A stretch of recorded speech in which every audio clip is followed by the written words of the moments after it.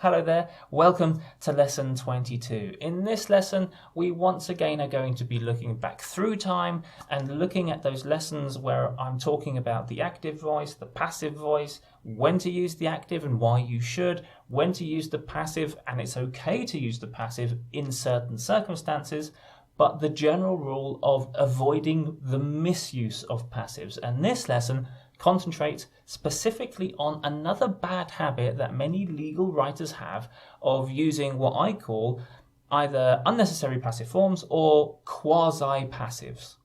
Before I get into quasi-passives, I just want to say normally I would go through these points one by one, but in my little brief explanation that I'm going to give to you now, I'm going to bring everything together. So try to pick up the points as I'm going through them, but I won't necessarily be going through those points point by point by point by point like I would do in other lessons.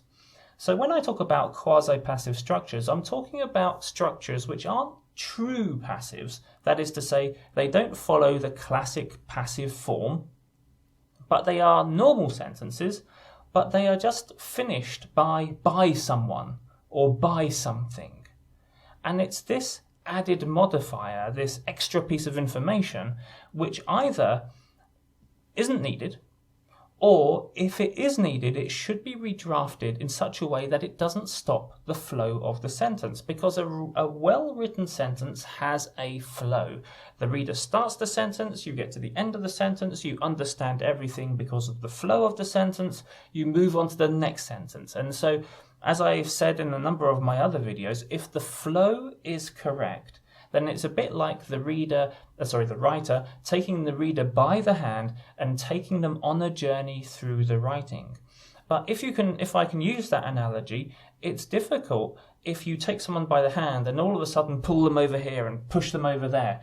And that's what using these unfortunate quasi-passive structures, this by plus something or by plus somebody in the middle of sentences, that's the effect it has. It actually shakes the reader and stops them from making progress through your writing, makes them annoyed, and makes your text quite difficult to read. So although this is a legitimate language structure, we've got to be careful how we use it. And when we draft and then when we check our writing, this is where we should be questioning those by structures, those by clauses, and asking ourselves, is that justified? Or is it possible for us to put that somewhere else in the sentence?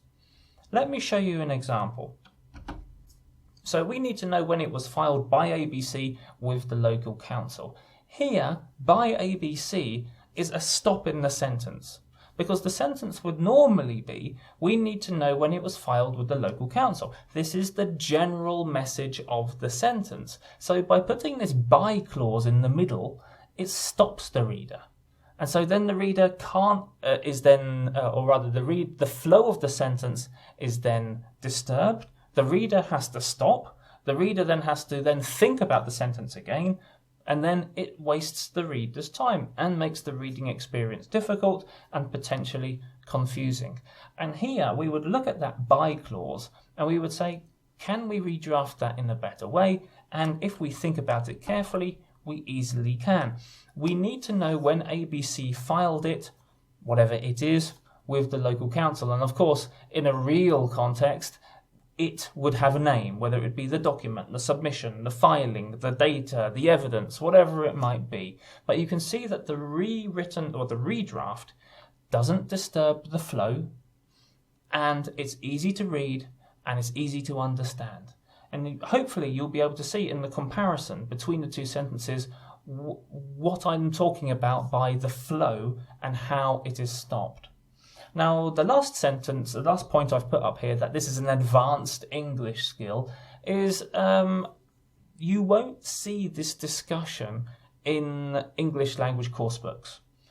This will be a discussion that you will only see in specialised books, or sometimes not even in them at all. So when I say that this is an advanced English skill, this is an advanced English writing skill, and it's advanced from the point of view of thinking about your reader and not about yourself. And I can't stress this enough, and I'm pretty sure that you're bored of me saying this by now, but as you're writing, you are not the most important person in this relationship. In the relationship, there is the author and the reader is the most important person. If the reader can't read what you have written, there's no point you writing it in the first place. Okay, with that being said, what are the teaching tips? There are quasi-passive structures that can be redrafted into the active voice, and these by clauses are a perfect example of one of these quasi-passive structures. So if you're using them a lot in your writing, please think about how you can redraft it so it goes into the flow of the sentence.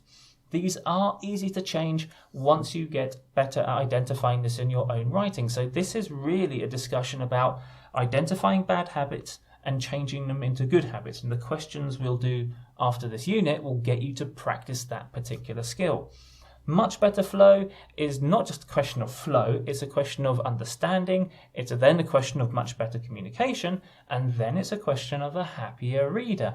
And think about that from a commercial point of view. If the reader is happier, then there's more likely that you will get repeat business, that you will be recommended through word of mouth, and that your reputation will grow as well. So there is a big business context or business rationale to improving your writing in general, not just removing quasi-passive structures.